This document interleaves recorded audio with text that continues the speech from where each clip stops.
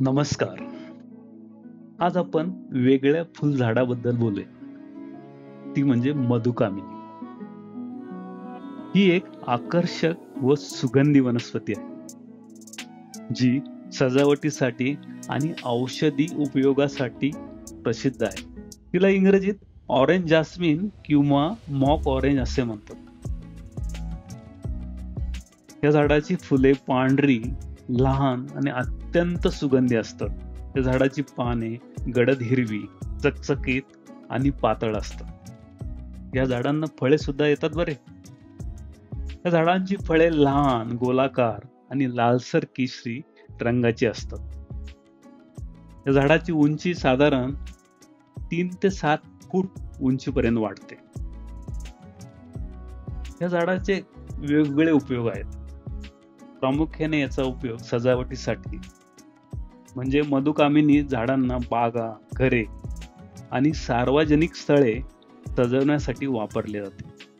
ती कुंपण किंवा किनारीसाठी उत्कृष्ट आहे. या झाडाचे औषधिक गुणधर्म सुद्धा आहे. पारंपरिक आयुर्वेदिक औषधामध्ये मधुकामिनीचा वापर केला जातो.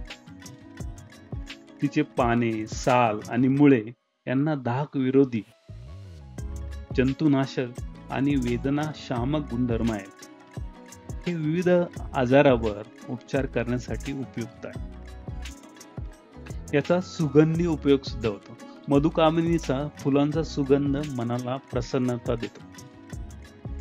त्यामुळे ती परफ्यूम आणि अरोमा थेरपी मध्ये वापरली जाते. त्याचे पर्यावरणासाठी सुद्धा फायदे आहेत. मधुकामिनी परागकणासाठी फायदेशीर कीटकांना आकर्षित करते. त्यामुळे जवळच्या वनस्पतीचे परागीकरण होते आणि पर्यावरणाचा समतोल राखला जातो. आता याची लागवड कशी करतात आणि देखभाल कशी करावी? याला माती लागते, चांगली निचरा होणारी. याला नियमित पाण्याची आवश्यकता असते.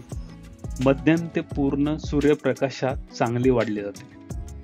मधुकामिनी वनस्पतीची देखभाल सोपी आहे आणि ती आपल्या बागेत सौंदर्य व वातावरण सुधारण्यासाठी एक उत्कृष्ट निवड आहे.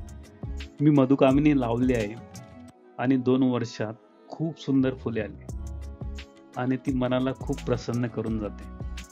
आपल्याला पण निश्चित हे झाड आवडेल. आपण एकदा लावून बघा. धन्यवाद.